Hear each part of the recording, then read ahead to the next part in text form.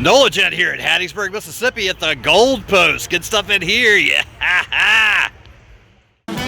Welcome to NOLA Gent. Let the good times roll.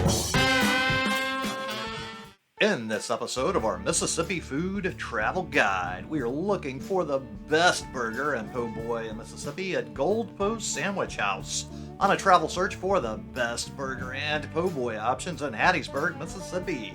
The Gold Post Sandwich House is located in Hattiesburg, Mississippi at 2210 Hardy Street, which is about 2 hours and 111 miles away from the New Orleans French Quarter. I've visited the Gold Post Sandwich House several times as a child, but I haven't been back in several decades. Hattiesburg, Mississippi has many restaurants, bars, and other businesses, which makes it a nice option for exploring good food options. So let's go ahead and head on inside here and check this place out. And I would say immediately, it looks exactly the same as it looked when I was a kid. And they still have the menu up here, so let's go ahead and check out this menu now. So we have New Orleans style po' boys, roast beef gravy, roast beef dressed, ham and cheese, cheeseburger, club, Philly cheesesteak, shrimp, fried chicken, chicken salad, turkey. Then we have hamburgers with big gold cheeseburger, big gold burger, nugget burger, and nugget cheeseburger. Next we have plates with chicken tender plate, shrimp plate, barbecue chicken plate. Serve a choice of 2, barbecue beans, potato salad, fries, onion rings, salad, and bread. Salads, house salad, chef salad, grilled chicken salad, shrimp salad, cup of soup with salad. Sandwiches, turkey melt, ham and cheese, ham, chicken salad, country fried steak, fried chicken club, grilled chicken club, and club with fries. Next we have kids meals, 2 chicken tenders, hamburger, grilled cheese. Then we have side orders with french fries, onion rings, potato salad, barbecue beans. Appetizers, cheese sticks, broccoli cheese bites, gravy cheese fries, fried mushrooms. Daily specials, shrimp gumbo, red beans and rice, cup with any po' boy, bowl with grilled cheese, bowl with patty melt, or hamburger steak plate. And then drinks are Coca-Cola products with Coke, Diet Coke, Sprite, Barks, and Dr. Pepper, and sweet and unsweet tea. So my order came out to $13.40 as you pay at the counter. So we're going back into the dining room here, and everything looks exactly the same as I remember it, so it's rare to find something like that these days. I did get a nice little to-go plastic keeper cup with my drink, and then my dining companion got a burger with french fries, so we're going to steal one of these fries here. Yeah, let's give it a taste. They do look nice and crunchy, and they're kind of like McDonald's fries, so good crunch, very nice french fries.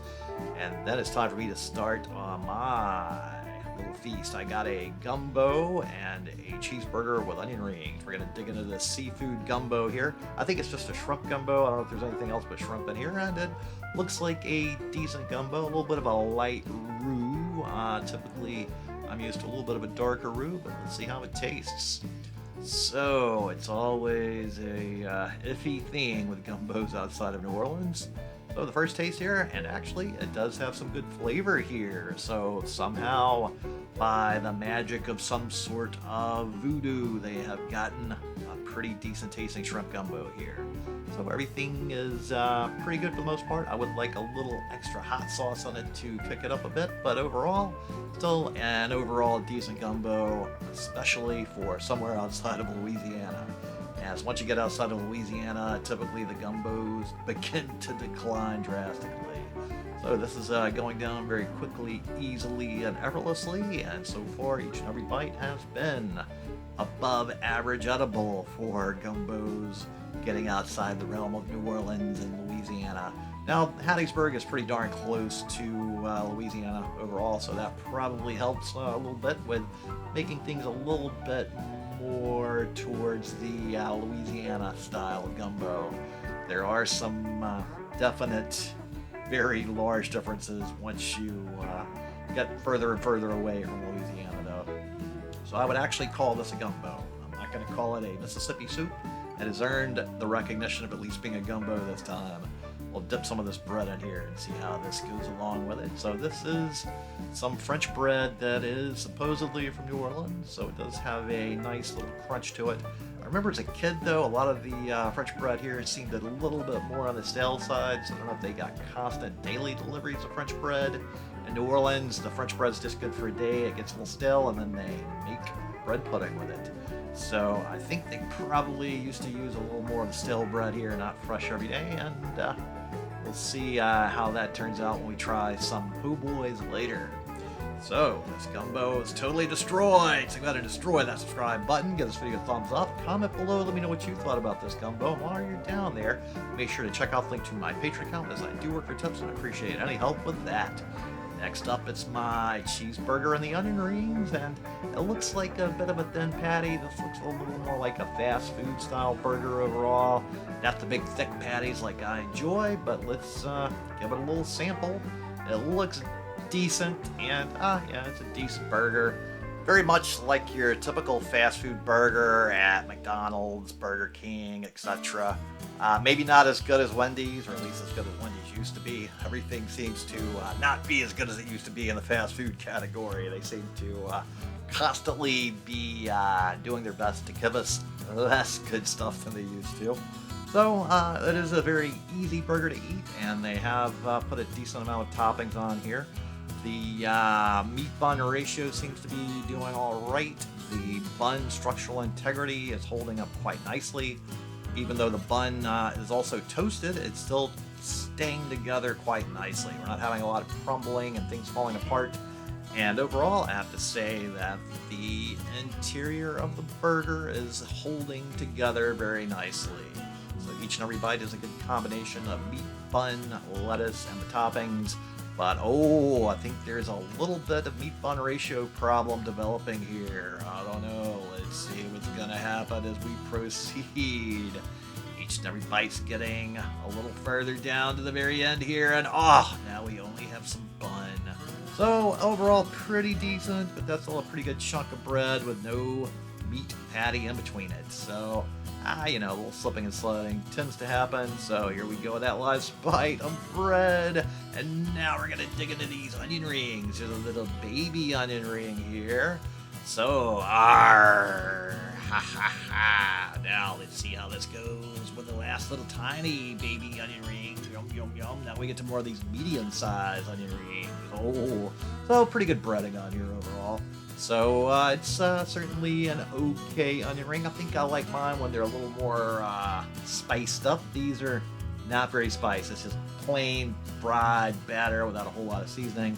Little tiny satchers, or maybe a little just basic cayenne pepper sprinkled into the batter could have made them a little more appetizing for me, or maybe a side dipping sauce or something. Still a decent onion ring. So everything has been a very decent level.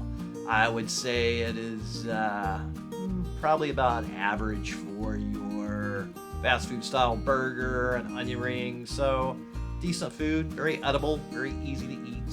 Nothing outstanding so far, just kind of plain Jane, okay. So these days, okay is doing pretty good, because some places have awful food these days. So at least it was edible. Overall, pretty easy to eat and very tolerable all the way around, and decent experience overall. So it's like I totally destroyed this burger and the onion rings. Go ahead and destroy that subscribe button. Give this video a thumbs up.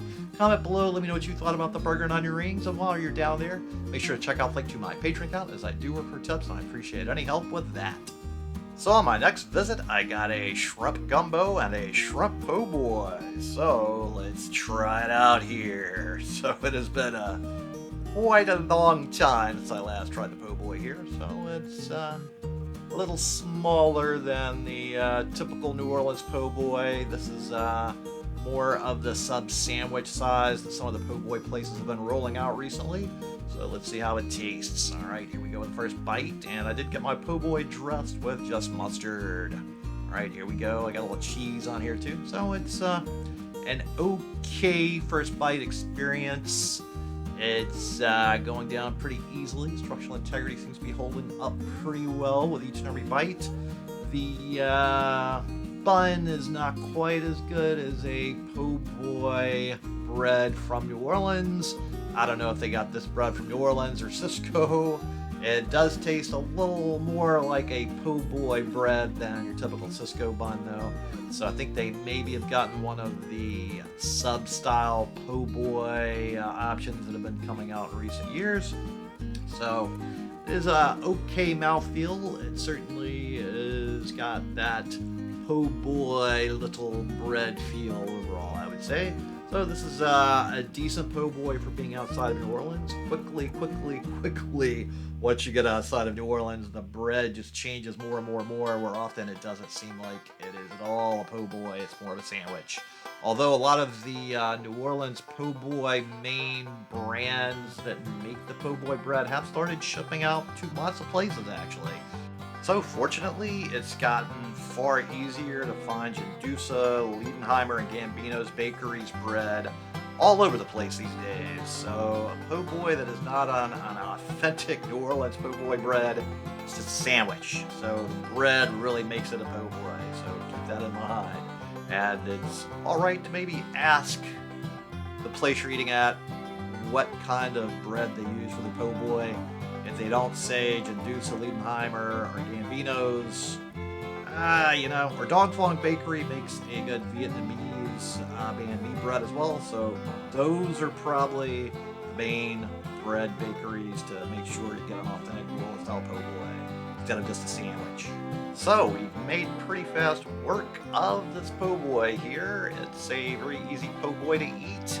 Although I would not say it had as many shrimp in it as your typical New Orleans po' boy would. So I do have one shrimp that escaped, and a usual overstuffed New Orleans shrimp po' boy that have been all kinds of shrimp down there. So just like I totally destroyed this po' boy and the gumbo, go ahead and destroy that subscribe button. Give this video a thumbs up. Comment below, let me know what you thought about this po' boy, and while you're down there, make sure to check out the link to my Patreon account, as I do work for tips, and I appreciate any help with that.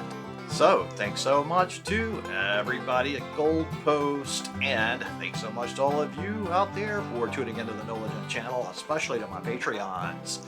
Now, if you would so kindly, go ahead and share this video with any of your friends or contacts that would enjoy it, as it really would help me with that YouTube algorithm. And then just take a moment to look on the little description box underneath this video, where you will see links to various cookbooks. If you click on one of those links, it takes you to Amazon. Even if you don't want to buy a cookbook, but you go ahead and buy something else you were going to buy anyway on Amazon, for many of those products I still get a little tiny commission, and that really does help this channel. And then tune in next time for more good food, good times, and good people. NOLA Gent here, and thanks so much for watching, and just go ahead and destroy this video right here to keep up with the fun.